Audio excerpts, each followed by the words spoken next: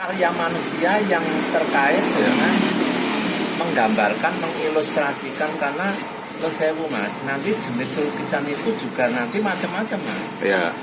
Jenis lukisan ini langsung lah. Halo pemirsa, jumpa lagi dengan saya Argo Pratomo. Saya hadir lagi ke ruang handphone dan smart televisi Anda. Kali ini saya sengaja menjumpai beliaunya sahabat lama sebetulnya saya dengan beliau ini, Bapak Budi, tapi sampai lupa namanya, panjangnya Budi Harjono. Budi Harjo, ya. Beliau ini dulu pernah ketika akrab dengan saya itu sebagai kepala Museum Benteng Vredenburg. Kemudian setelah itu beliau menjadi kepala Balai Pelestarian Purbakala yang ada di Kalasan ya Pak, di Jawa Tengah. Kemudian terakhir beliau ini membina seluruh museum di seluruh Indonesia dan SDM. Kemudian di zaman wakil menterinya itu Bu Windu Nuryanti ya. Ya. Selamat berjumpa Pak Budi. Selamat berjumpa. Pak Budi. Siang. Ya, ini Pak Budi, saya ini kangen dengan Anda. Sekaligus saya kan sekarang ini masih terus bergaul dengan teman pelukis Pak, dengan teman-teman seniman, dan saya masih tergelitik dengan karya lukis Pangeran Diponegoro itu yang istilahnya pakai sorban atau tidak itu kan masih istilahnya masih jadi perdebatan di kalangan baik budayawan, seniman maupun masyarakat umum ini. Ini menurut Pak Budi sebagai orang Purbakala seperti apa Pak?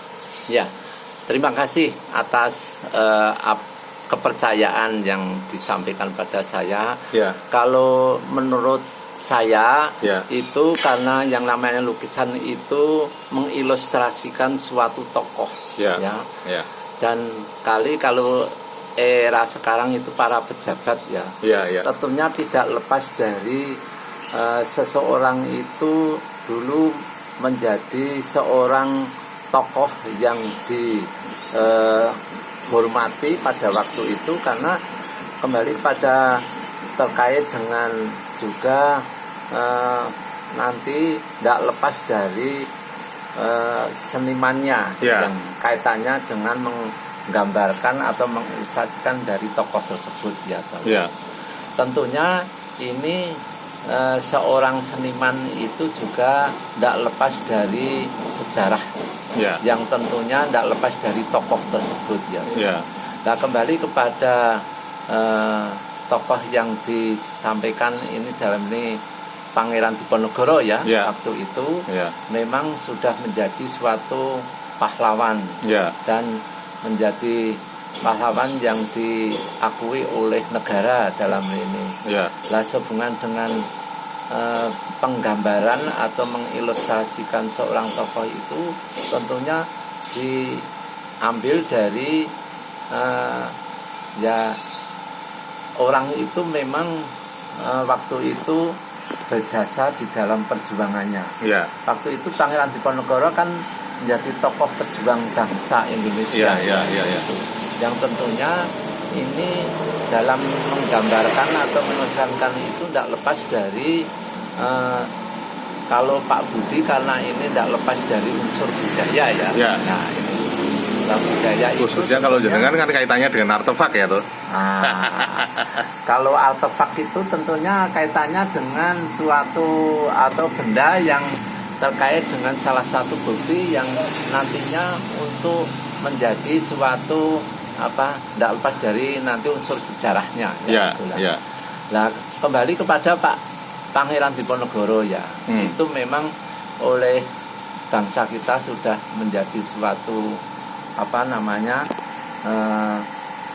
seseorang yang karena keperjuangannya itu ditokohkan waktu itu ya. Di dalam penggambarannya itu tidak lepas dari, kebetulan Pangeran Diponegoro tidak lepas dari unsur kejawaannya ya.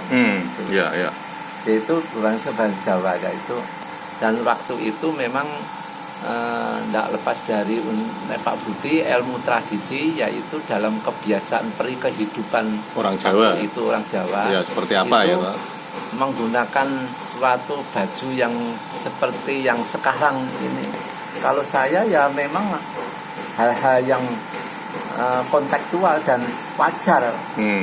Seorang senimannya ya itu memang harus mengilustrasikan, menggambarkan yang betul-betul itulah Mas.